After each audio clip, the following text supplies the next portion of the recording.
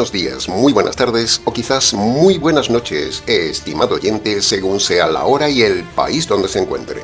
Reciba nuestro característico saludo pastoral al inicio de cada programa, de quien les habla, el pastor bautista Nikos Ricoy, emitiendo desde aquí en Valencia, España. Muy bienvenidos una vez más a todos y muchas gracias por estar ahí en nuestro habitual programa semanal Encuentros.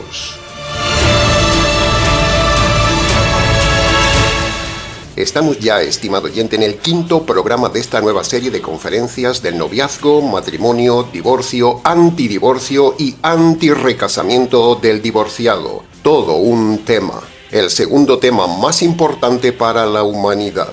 Continuaremos hoy con varias reflexiones más del tema del matrimonio.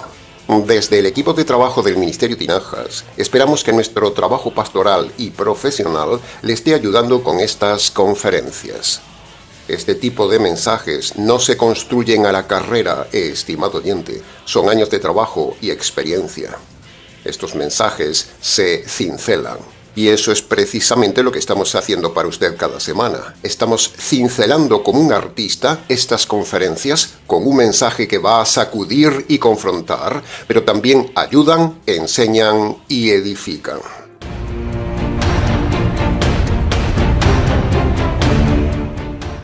Bien, habiendo dicho esta introducción, veamos entonces los temas de hoy y lo haremos, como siempre, punto por punto para su mejor comprensión.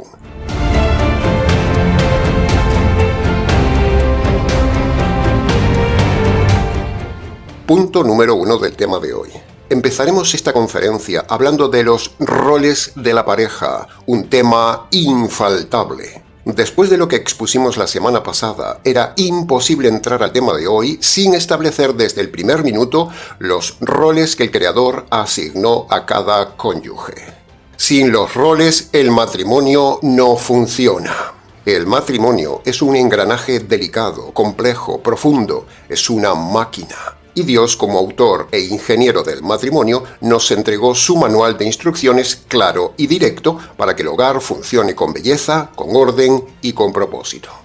Cuando un matrimonio opera según ese manual de Dios, el hombre disfruta del matrimonio y Dios se deleita en el matrimonio. Por cierto, ¿Dios se deleita en su matrimonio, estimado oyente? ¿Para usted el matrimonio es un deleite o un manicomio? Si para usted no es un deleite, si ante Dios usted sabe que su matrimonio no le deleita, entonces los dos en la pareja tienen un grave problema. ¿Cómo es su matrimonio, estimado oyente? Una pregunta muy sencilla. ¿Cuál sería su respuesta?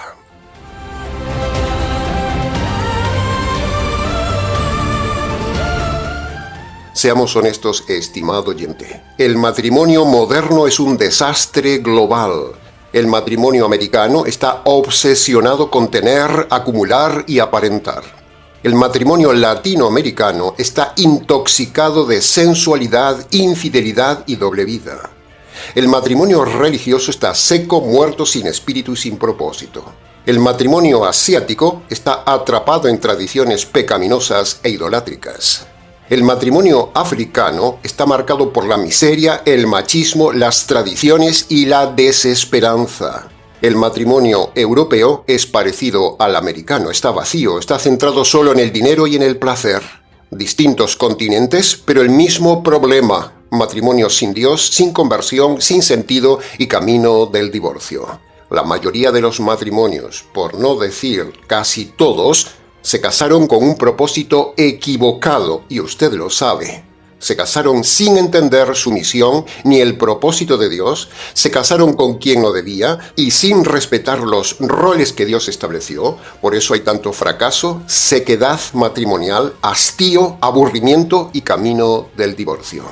Por eso, estimado oyente, trabajamos tan intensamente, trabajamos incansablemente y hemos diseñado una vez más estas conferencias para que corran como el agua en el desierto, para volver al origen, para regresar al diseño divino, para cumplir los roles que Dios asignó al hombre y a la mujer, y para que el matrimonio no sea un manicomio, sino que sea lo que Dios quiso que sea, algo maravilloso.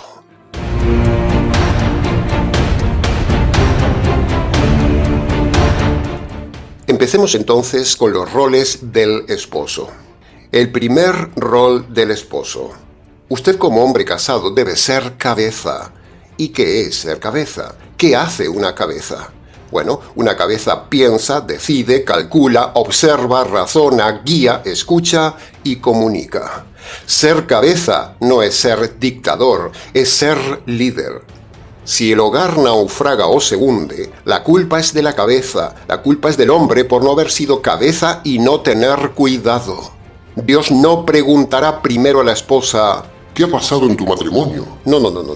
Le preguntará primero al hombre qué ha pasado en tu matrimonio, como lo hizo en Génesis. Un esposo que no sabe ser cabeza y deja un vacío que siempre se llena con caos, entonces la mujer toma el liderazgo y ahí hay doble caos. Caos por no ser cabeza y caos por tomar la mujer el control. Cuando la mujer lidera, hay caos espiritual, aunque haga las cosas mejor que el hombre o igual que el hombre. La esencia de ese liderazgo es pecaminoso porque la cabeza debe ser el hombre. Las capacidades intelectuales, los talentos y todas las virtudes que tiene la mujer, escúcheme bien, no son para liderar, son para complementar al varón, al esposo, al pastor o al varón que sea. No es machismo de Dios, estimado oyente, es diseño de Dios. Dios no es machista, el machismo es algo del hombre. Dios no le permite a la mujer liderar, aunque lo haga mejor que el hombre. Se lo repito, Dios no le permite a la mujer liderar, aunque la mujer lo haga mejor que el hombre. Génesis nos muestra el principio universal de este tema. La mujer no lidera, es pecado liderar, es rebelión a la autoridad divina. El rol de líder fue dado solo al hombre, por lo tanto, prepárense para el día del juicio.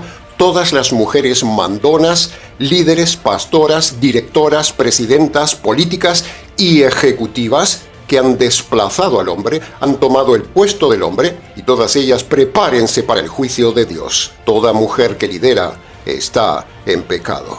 El liderazgo es del hombre y si no sabe ser líder, aprenda a hacerlo o no se case. Punto.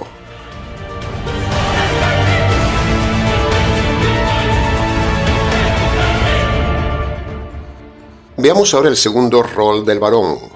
El hombre es quien debe tomar la iniciativa de todo. Iniciativa en el noviazgo, iniciativa en proponerle a la dama noviazgo, iniciativa en proponerle a la dama matrimonio, etcétera, etcétera. El hombre debe tomar siempre la iniciativa en los temas importantes de la pareja. Por eso las mujeres que toman la iniciativa en el noviazgo o piden matrimonio a un hombre, eso es rebelión, es desorden, es vergüenza. La mujer está en pecado y el hombre no vale para nada, es una marioneta. La iniciativa debe ser siempre del hombre, ese es el modelo bíblico.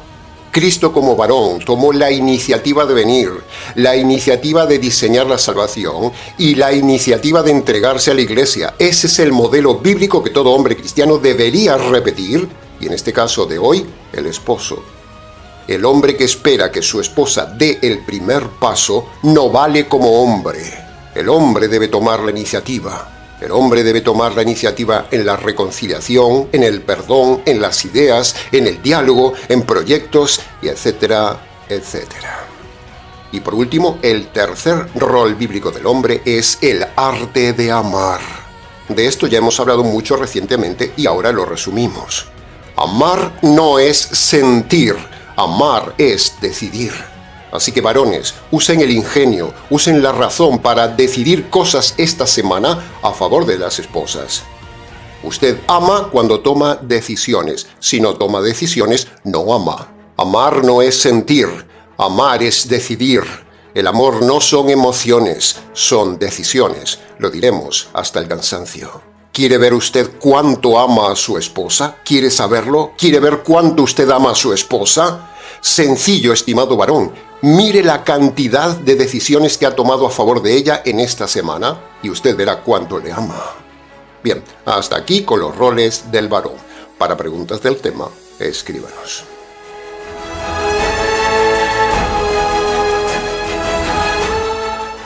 Pasemos ahora a los roles de la esposa. Los roles bíblicos de la mujer son concretos, son complementarios a los del hombre, son para ayudar al hombre. Y, precisamente, el primer rol de ella es ser ayuda idónea.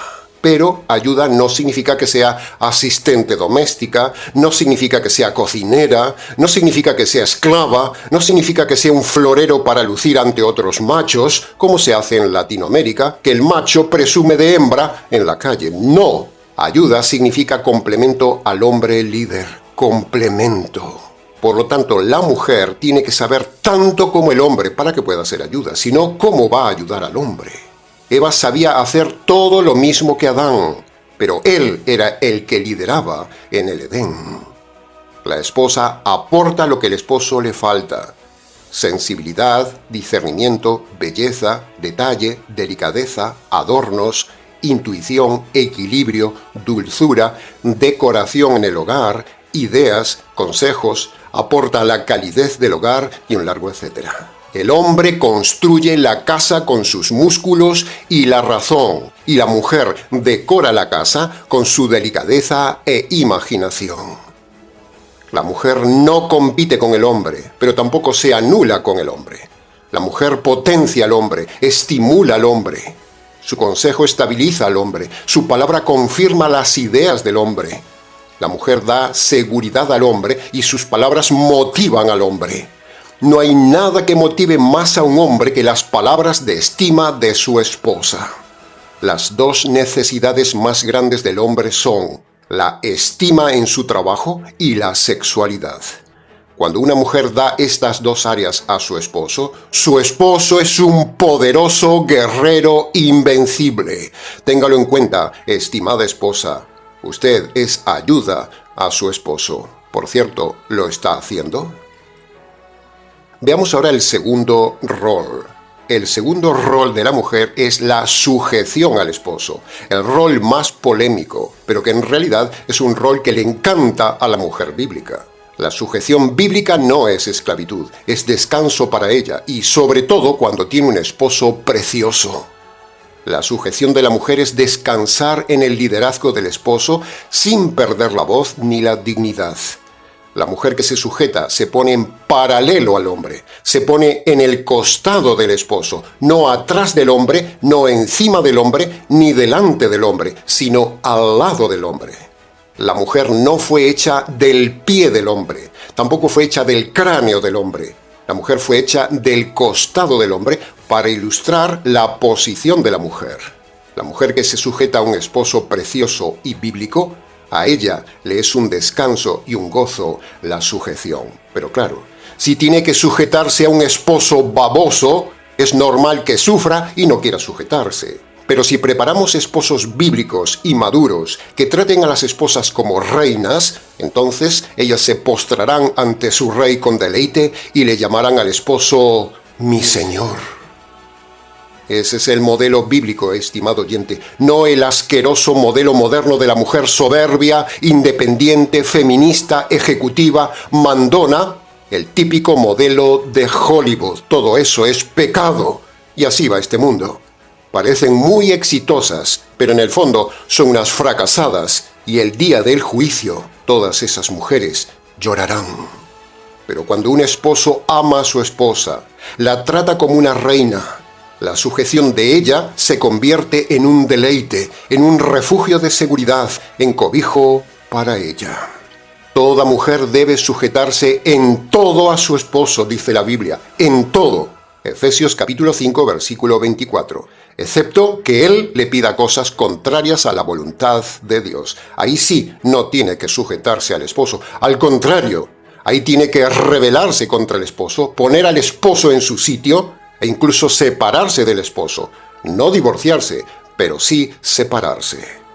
Si el esposo es violento, pervertido, homosexual, inmoral, adúltero, drogadicto, bebedor, sicario, mal esposo, sucio, vago y un largo etcétera, entonces la esposa debe separarse de él por disciplina, dignidad y justicia.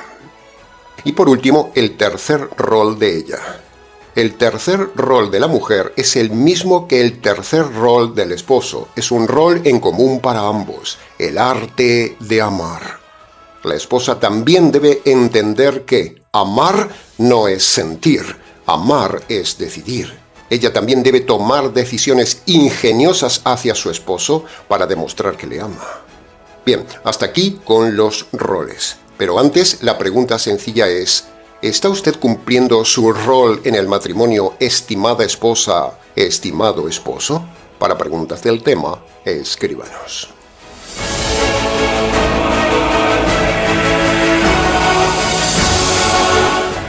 Entremos ahora en el punto número 2. Nos han preguntado en la consejería pastoral: Pastor, después de todo lo que usted dice, entonces, ¿qué pasa con los que se casaron mal antes de conocer la salvación?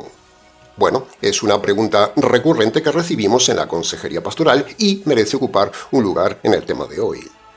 Lo primero es decirle que, si se ha casado legalmente ante Dios con los 3 requisitos bíblicos, como dijimos en el mensaje anterior, la conversión posterior al matrimonio no anula su casamiento anterior, aunque usted se haya casado con quien no debía. Ahora, usted debe respetar su pacto y su promesa y debe cuidar ese matrimonio, aunque se haya casado con quien no debía. En segundo lugar, usted debe enfrentar esta realidad incómoda que le voy a decir. No todo lo que se llama salvación en las iglesias es salvación. Muchas parejas creen haber encontrado a Cristo metiéndose en una iglesia, cuando en realidad solo han cambiado de edificio religioso o se han metido en un edificio equivocado. Pero eso no significa que hayan encontrado la salvación ni hayan encontrado a Cristo. Por ejemplo, una pareja que se casa y decide meterse o quedarse en una iglesia católica, en una iglesia pentecostal, calvinista, bautista liberal, adventista, anglicana, mormona, o incluso se meten en una sinagoga rabina, todo eso es pecado, porque todas esas iglesias no tienen salvación correcta, porque todas tienen doctrinas equivocadas y evangelio equivocado. Ahí no se predica la salvación, ni se enseña el método de salvación neotestamentario, ni se proclama el evangelio jurídico. Por el contrario, se permite el divorcio y se permite el recasamiento del divorciado y por lo tanto la pareja no se ha salvado. Están aún en sus pecados y metidos en una iglesia equivocada. Imagínese. No importa cuán sincera sea la pareja. Sin doctrina correcta no hay conversión correcta. Y sin conversión correcta no hay salvación correcta. Y sin salvación correcta hay condenación correcta. Es una cadena lógica.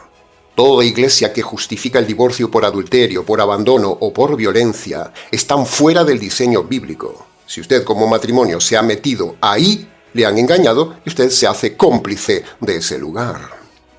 Cuando una iglesia legitima lo que Dios no legitima, esa iglesia no está guiándole a Cristo. Usted salió de la sartén y cayó en el fuego. Por lo tanto, toda persona o matrimonio que salió de una iglesia y se metió en otra, se metió en algo peor. Y el matrimonio aún sigue en sus pecados, no ha tenido salvación, no está en Cristo, no es salva. Cambian de templo, cambian de líderes, cambian de liturgia, cambian de doctrina, pero no cambian de naturaleza. Siguen perdidos en sus pecados, siguen sin Cristo, sin luz, sin verdadero evangelio, siguen sin salvación. Y no solo eso, sino que siguen sin evangelio.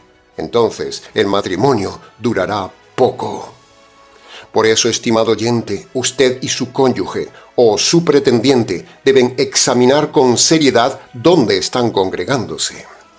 Hágase estas 3 preguntas. ¿En la iglesia donde asistimos, predican el evangelio bíblico con enfoque jurídico? Segundo, ¿enseñan el divorcio como opción por adulterio, abandono o violencia? Y tercero, ¿sus líderes, alguno de ellos, es divorciado recasado? Si la respuesta a alguna de estas 3 preguntas es afirmativa, entonces eso evidencia que usted no está en una iglesia bíblica, sino metido en un sistema religioso que lo alejará del diseño de Dios para su matrimonio y luego lo alejará de Dios para toda la eternidad. ¿Se da cuenta del tema? Por lo tanto, las parejas que se casaron y se han quedado en una iglesia, sus pecados aún están sin perdonar, no tienen salvación, el matrimonio corre peligro y les espera el abismo eterno. Nuestro consejo pastoral es que se marchen de ahí y reciban la verdadera salvación que les enseñamos en este canal. La esencia de este tema es intensa. pero a la vez le damos forma y fuerza para que golpee donde tiene que golpear. Para preguntas del tema, escríbanos.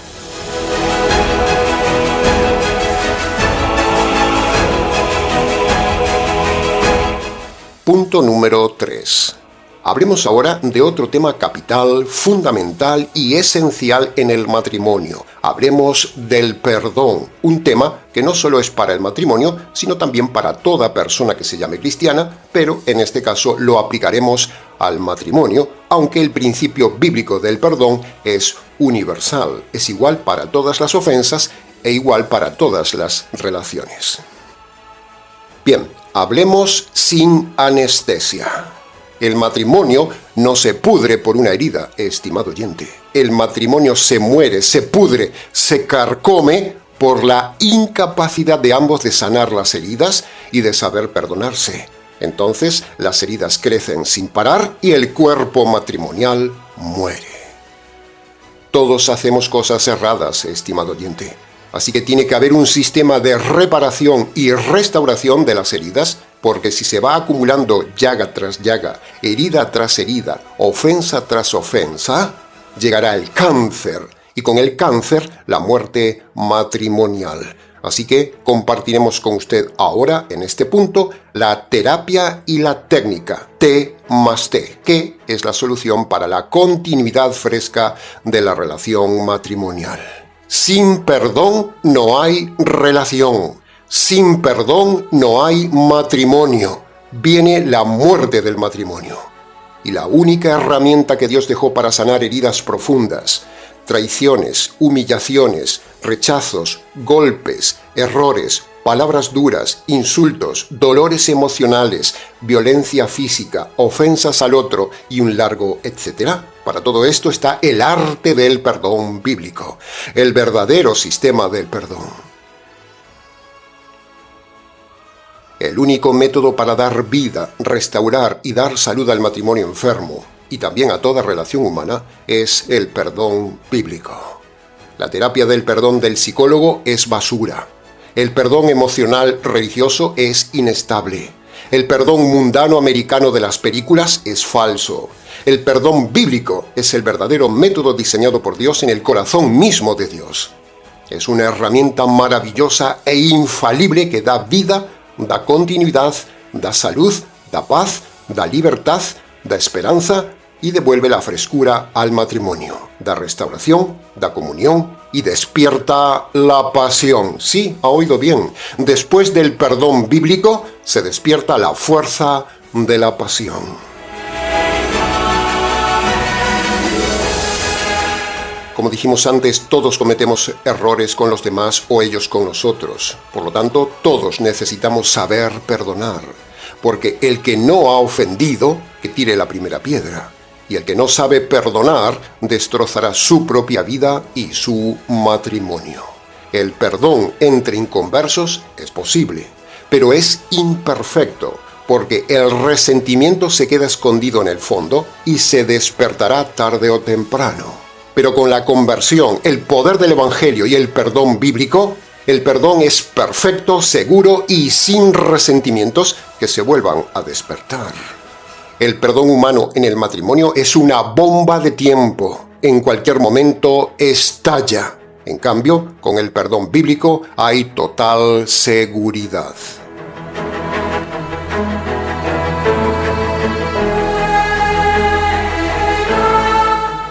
Bien, entonces, ¿qué es perdonar?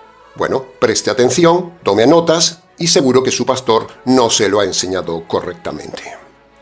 Primer aspecto del perdón. Perdonar no es olvidar. Sí, ha oído bien. Usted no puede olvidar una ofensa. Su mente no olvidará nunca algo grave que le hicieron. Su mente será su enemigo si usted no sabe tratar con ella. Aquello que se suele decir de «yo perdono, pero no olvido». Bueno, esa frase es correcta, pero la actitud no es correcta. Y ahí es donde tenemos que trabajar, en la actitud. Usted no puede quitar de la mente el recuerdo de la ofensa, pero, el no poder olvidar el hecho doloroso Es una forma de probar si usted ha perdonado de verdad a la otra persona. Se lo repito. El no poder olvidar el hecho doloroso es una forma de probar si usted ha perdonado de verdad a la otra persona. Dios permite que su mente no olvide la ofensa, que la recuerde para que usted asegure el perdón hacia la otra persona. No lo hace para torturarle, sino para que usted perdone y gane premio ante Dios con el perdón del ofensor. Si se pudiera olvidar cada daño recibido, el perdón no tendría valor ante Dios ni tendría premio en la eternidad. El olvido pertenece a la mente, el perdón pertenece a la voluntad. Son dos departamentos distintos de su alma.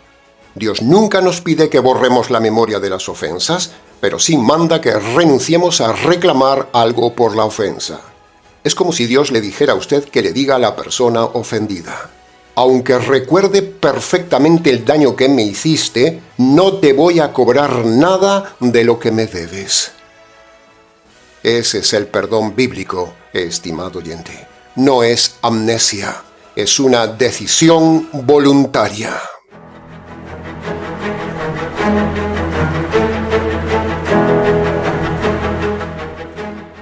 Segundo aspecto del perdón.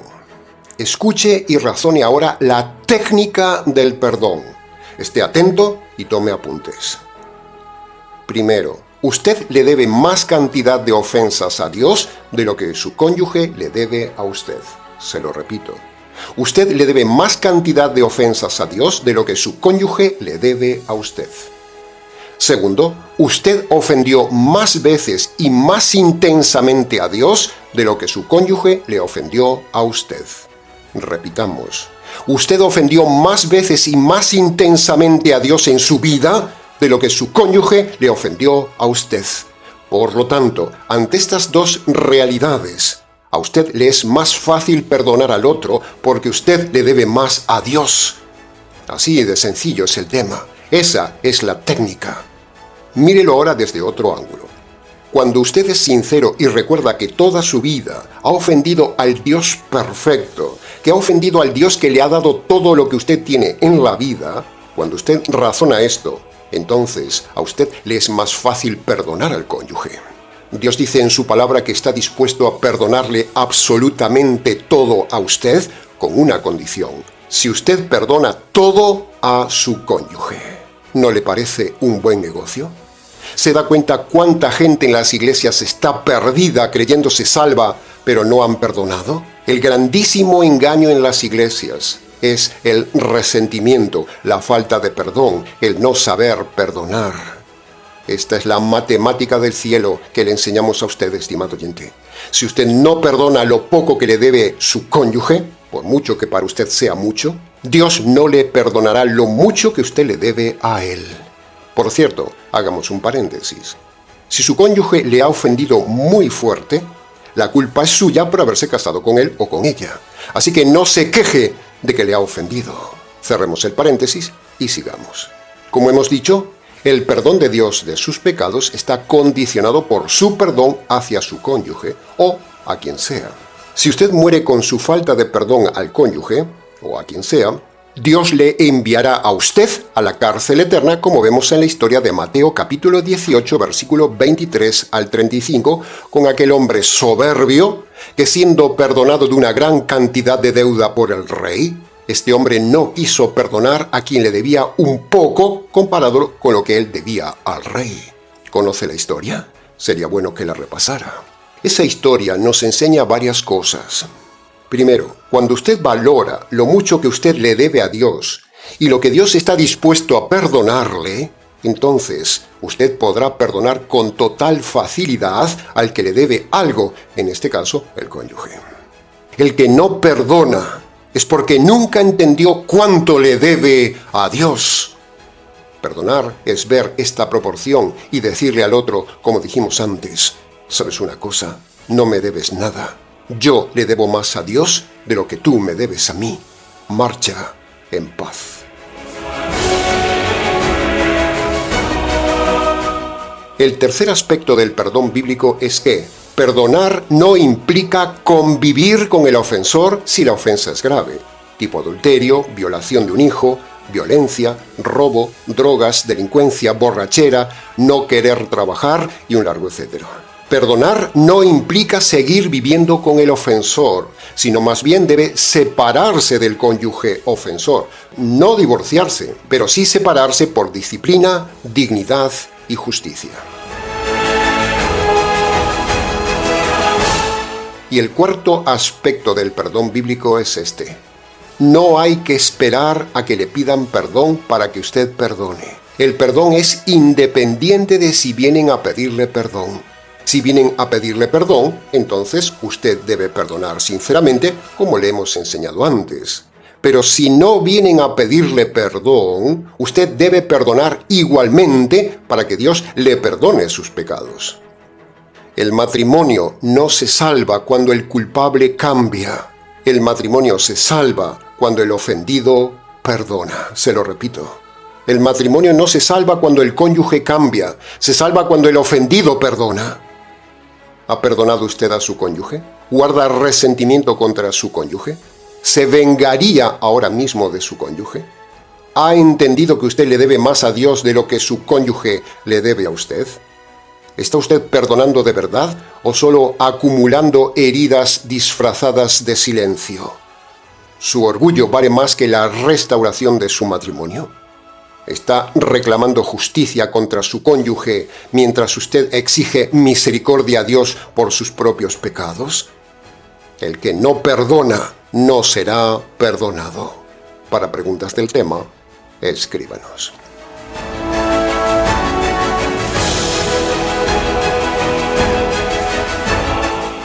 Punto número 4. Este punto está relacionado con el punto anterior. Hablemos ahora de los duros de corazón en el matrimonio. Los duros de corazón son los miembros de una de las religiones más antiguas de la humanidad que lleva siglos en el planeta. Es una religión que se dedica solo a romper matrimonios. El cristianismo restaura matrimonios y la secta de los duros de corazón, o sea, los divorcistas, rompe matrimonios. Esta secta, la secta de los duros de corazón, o sea, los divorcistas, ya existía en los tiempos de Jesús. De hecho, siempre existió desde Moisés. Es una de las sectas más antiguas del mundo y que se ha infiltrado en las iglesias. Pero fíjese por dónde fueron a toparse un día cara a cara con el Creador, el Señor Jesús. Y el Señor Jesús fue claro, directo y sin rodeos. Jesús les dijo: por la dureza de vuestro corazón y para prevenir la vida de las mujeres, yo le permití a Moisés dar carta de libertad a la mujer casada. En primer lugar, en ese pasaje no se habla de divorcio, se habla de proteger a la mujer. En segundo lugar, los que hablaban con Jesús eran de la secta machista masculina de los duros de corazón de aquella época. Y tercero, en ese pasaje no hay mujeres, solo hombres. La secta machista, sensual y perversa de los duros de corazón nació en el hombre, no en la mujer.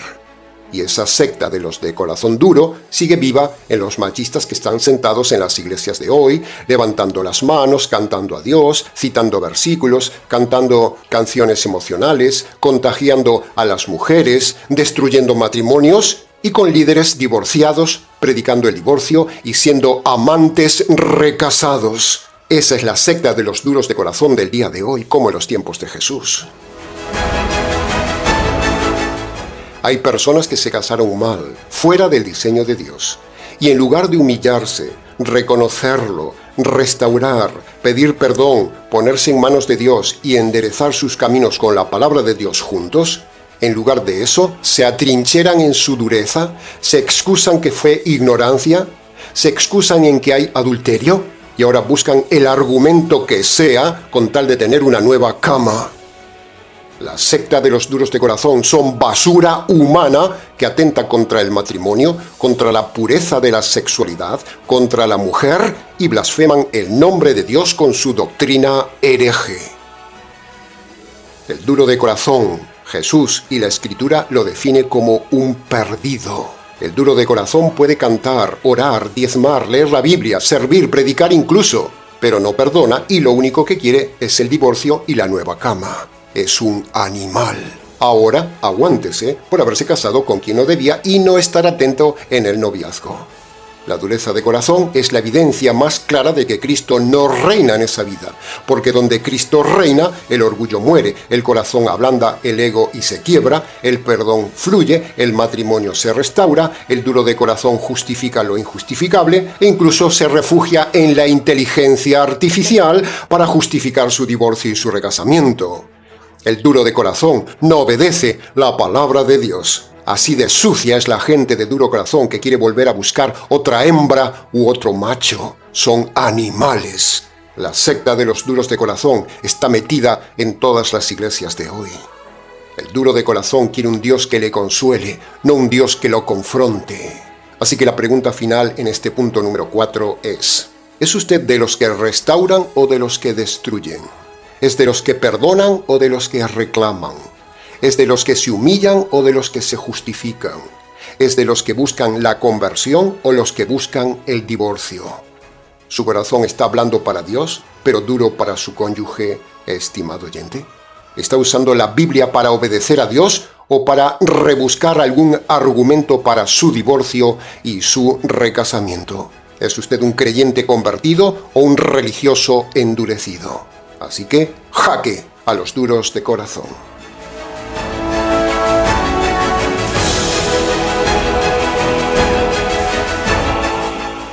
Punto número 5. Vivimos en una cultura que ha convertido el matrimonio en un experimento, el divorcio en una salida rápida y la infidelidad en un entretenimiento. Esa es la realidad social. Una cultura que ha reemplazado el pacto por el contrato, la fidelidad por la conveniencia y la perseverancia por la comodidad. Y lo más grave, esta cultura ha logrado que el fracaso matrimonial se vea como algo normal, algo inevitable y hasta aceptable. La cultura basura del día de hoy cada vez está más lejos de Dios, pero más centrada en el placer. La sociedad moderna ha construido un matrimonio basado en emociones, no en convicciones. Está basado en la química, no en compromiso fiel. Está basado en la atracción, no en un pacto. Por eso, cuando la emoción baja, cuando la atracción física se enfría, cuando la química ya no está, cuando la convivencia se vuelve difícil, la cultura dice, bueno, si no funciona, cámbialo, como si el cónyuge fuera un electrodoméstico. Esta cultura de lo desechable ha creado también el matrimonio desechable en un amor reciclable, en una fidelidad temporal y lo peor, lo ha normalizado. Así es la cultura de hoy. Y nosotros nos enfrentamos a ella. El matrimonio fue creado por Dios, pero la cultura quiere administrar el matrimonio sin Dios. Y todo lo que el ser humano intenta manejar sin Dios termina en fracaso. Se lo merecen. La cultura dice, sé libre, sigue tu corazón, no te sacrifiques, haz con tu cuerpo lo que quieras. Tú mereces ser feliz en una nueva oportunidad. Pero el Señor Jesús dice, niégate a ti mismo, toma tu cruz, persevera hasta el fin. Lo que Dios unió, no lo separe el hombre. ¿A quién sigue usted, estimado oyente? ¿Al Señor o a la cultura?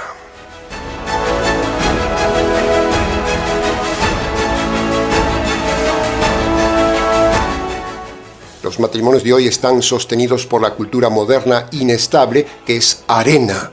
No están sobre la roca bíblica, por eso caen. La cultura apoya y hasta celebra y aplaude el fracaso cuando se firma el divorcio y gritan, ¡ya soy libre! Mentira, el pacto sigue vigente. Así es la cultura. La cultura aplaude al que abandona, pero Dios honra al que persevera y condena al que abandona a su cónyuge. La cultura celebra al que se libera, pero Dios condena al que se libera y bendice al que permanece fiel. La cultura normaliza el fracaso, pero Dios castiga el fracaso y dice, yo aborrezco el fracaso. La cultura dice, si no eres feliz, vete, busca otro. Dios dice, si no eres feliz, conviértete. La cultura dice, busca a alguien mejor. Dios dice, sé tú mejor. La cultura dice, empieza de cero. Dios dice, restaura lo que yo uní primero. La cultura dice que huyas. Cristo dice que luches. La cultura dice que cambies de pareja, Cristo dice que cambies de corazón. Así que las preguntas reflexivas de este punto son: ¿quién está guiando su matrimonio? ¿La cultura o la palabra de Dios? Cuando enfrenta dificultades, ¿usted piensa en restaurar o en escapar? ¿Está usted luchando por su matrimonio con convicción bíblica o simplemente dejándose llevar por la corriente de un mundo que normaliza el fracaso y le dice que se busque a otro? Si su matrimonio fuera el único evangelio que su generación pudiera leer, ¿qué mensaje estaría predicando en este momento, estimado oyente? Para preguntas del tema, escríbanos.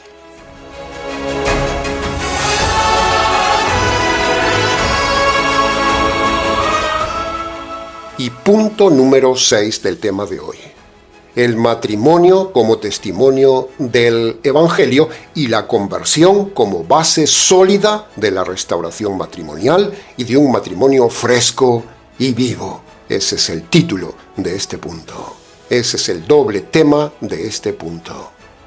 Si hay un tema que corona todo lo que hemos hablado en esta sección de 2 programas del matrimonio, si hay una sección clave, es esta: el matrimonio debe ser una predicación viva del Evangelio. Cada pacto matrimonial es una sombra del pacto eterno entre Cristo y la Iglesia. Cada sí quiero en un matrimonio apunta al gran sí quiero de la conversión. El matrimonio humano es un espejo del matrimonio espiritual de Cristo con el convertido. C más C. Cuando 2 personas se casan, hacen un pacto público, irreversible y para siempre. Y ese pacto humano entre un hombre y una mujer en el matrimonio es la imagen exacta terrenal del pacto espiritual que ocurre cuando un pecador se casa con Cristo en el pacto de la conversión, porque la conversión es el casamiento del alma humana con Cristo. Y Marcos capítulo 1 versículo 15 es el momento del casamiento entre el convertido con Cristo, la iglesia con Cristo. ¿Se había dado cuenta de esta revelación? Marcos 1:15 resume la ceremonia espiritual más importante del universo, la conversión, el casamiento entre Cristo y el creyente. En la conversión hay 2 sí quiero de la novia. El primer sí quiero es: sí quiero reconocer mis pecados. Ese es el momento en que la novia deja su antigua vida, rompe con sus amantes espirituales, renuncia a su pasado y se presenta limpia ante el esposo. El segundo sí quiero de la novia es: sí quiero creer tu evangelio, sí quiero agarrarme a tu justicia. Ese es el acto de fe.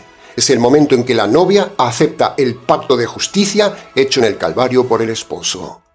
La conversión es una boda espiritual. Teológicamente es el momento del casamiento del creyente con el esposo. Todo encaja, estimado oyente. La conversión y el matrimonio son 2 casamientos. Ahí está la verdad profunda revelada que los necios divorcistas no ven. Y a todo esto le añadimos otra revelación: Señor divorcista. Cristo no se casa con una divorciada.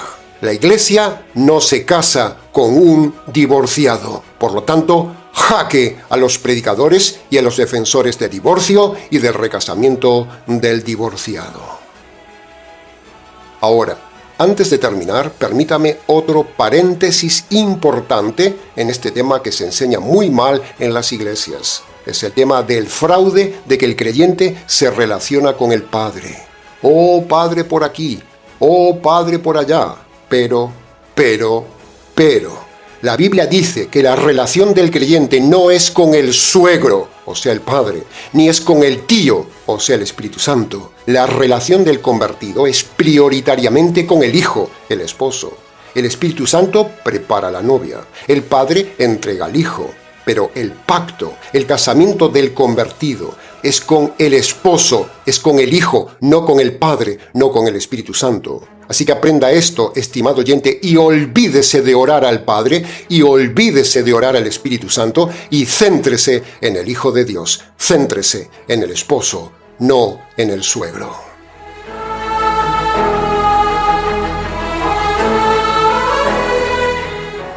Conclusión de todo esto, ¿ha dado usted los dos si quiero al hijo? Si Cristo evaluara su matrimonio, estimado oyente, ¿lo vería como un reflejo del matrimonio entre Cristo y la Iglesia? ¿O como un matrimonio del mundo? Piénselo.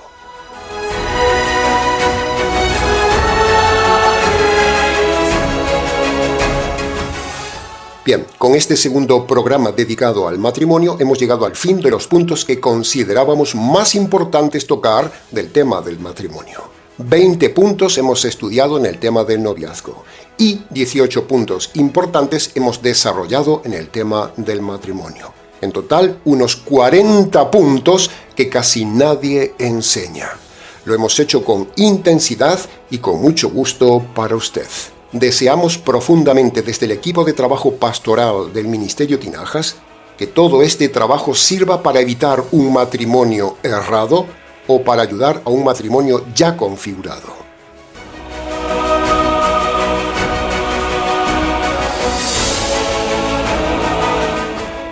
Bien, hasta aquí con el segundo mensaje del tema del matrimonio. Empezaremos en la próxima semana con el tema del divorcio. Si necesita ayuda, tiene preguntas, quiere analizar su caso o simplemente quiere contactar con nosotros, escríbanos. ministerioTinajas@gmx.es. Ahora, antes de terminar el programa, queremos recordarle nuevamente dos cosas. Primero, si se siente identificado con nuestro trabajo pastoral, le animamos a colaborar y apoyar al Ministerio Tinajas. Su ayuda ayuda mucho a muchos. Y segundo, le informamos también que tenemos un libro titulado Noviazgo, Matrimonio y Divorcio que usted puede adquirir en Amazon. Tiene abajo en la descripción del vídeo la forma de conseguirlo. Muchísimas gracias por su colaboración.